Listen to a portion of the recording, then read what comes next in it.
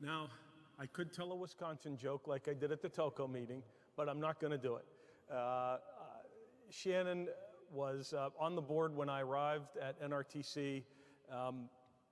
His knowledge and wisdom was literally second to none in my education, particularly when it revolved around cooperative matters.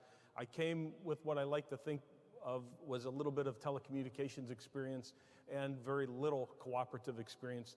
11 years later, I can say without any doubt, I am so much richer for the time I spent with Shannon in learning about cooperatives in a way that you can feel it in every move that you make and every action that you take.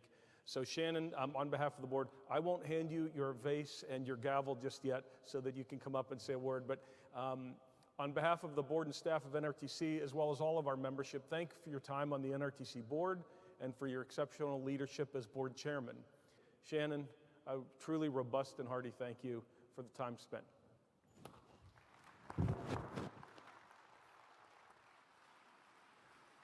Well, thanks, Tim. No prepared remarks except to look back a little bit and say that in 12 years, I think we've accomplished a lot, but I'm disappointed to say that you can't get everything done. Tim will still tell a joke at the beginning of his annual remarks. But they're getting better, I must admit, the further away I sit. But what an honor it is, and this is truly off the cuff and truly from my heart. I think if you look at those of you that are in the room, and if you feel, I'm retiring from my co-op at the end of the year, and much gratitude to Richland Electric Co-op and my family who have supported me for the past 30 years, but each of us in the room probably have a feeling that when you get closer to the end of your career that you go through. And I talked with one of our line workers the other day, and I asked him, I said, you know, what's the most meaningful part of your career? And he said to me, he said, you know, it's really when we've had a major outage and people are getting frustrated and we close that fuse or that breaker in and watch the lights come on throughout the community. And I can't help but reflect on the fact that that's probably what it was like in 1936. There's probably not many higher callings than to provide light, whether that light be in the 30s or whether it be through telecommunications now across fiber. I'm reminded of a day in Wisconsin. It gets a little cold up there and windy, and we chore outside, and the cattle were out there, and it was really cold. And I'm walking back to the barn, and I see the light in the barn. And the comfort that is you're going to get there to where the light is, to where that emotion, whether you're stranded. And I reflected on that a little bit and thought, you know, it's probably because of that rural electric co-op that I'm able to go someplace where I'm going to feel warm and invited, and it's all because of the value of light. Or I look back on COVID and I see how telecommunications cooperatives and independent telephone companies provided light via fiber optic cable so that young people could continue their education in a terrible time of COVID. Then I look a little deeper and I see where we're at today.